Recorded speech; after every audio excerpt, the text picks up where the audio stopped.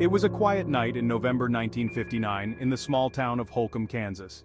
The Clutter family, known and loved by everyone in their community, were brutally murdered in their own home. Herb Clutter, his wife Bonnie, and their two teenage children, Nancy and Kenyon, were the victims of this senseless act of violence. Herb Clutter was a prosperous farmer, admired for his hard work and honesty. He was a pillar of the community, involved in numerous civic activities and known for his fair treatment of employees. His wife Bonnie was a kind woman, though she struggled with health issues and bouts of depression.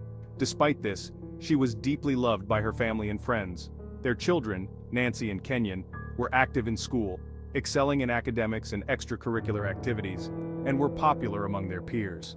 The Clutters seemed to have the perfect life. But on the night of November 15th, their lives were brutally cut short. Two men, Richard Dick Hickock and Perry Smith, broke into the Clutter home, believing there was a safe filled with money. When they found no such safe, their robbery plan spiraled into a night of horror.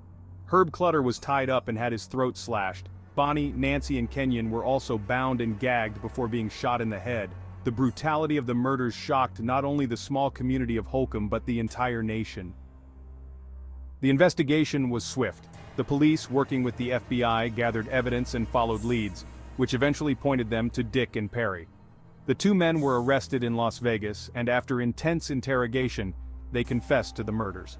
They described how their initial plan for a simple robbery turned into a gruesome massacre when they realized there was no money to be found. The trial that followed was closely watched by the media and the public. Among the journalists was Truman Capote, who later wrote In Cold Blood, a detailed account of the crime, the investigation, and the impact on the community. Capote's book became a classic, giving a voice to the Clutter family's story and shedding light on the minds of the killers. Capote spent 6 years researching and writing the book, interviewing the murderers extensively to understand their motivations and psychological backgrounds. Dick and Perry were found guilty and sentenced to death. After years of appeals, they were executed by hanging in 1965, finally bringing a grim end to the case. The executions were carried out at the Kansas State Penitentiary, and the event was covered by journalists, further cementing the case in the public's memory. The Clutter family murders serve as a chilling reminder of how quickly and violently lives can be shattered. This tragic event left an indelible mark on Holcomb and on the nation's consciousness. The story of the Clutter family continues to resonate, highlighting the fragility of human life and the unpredictable nature of violence.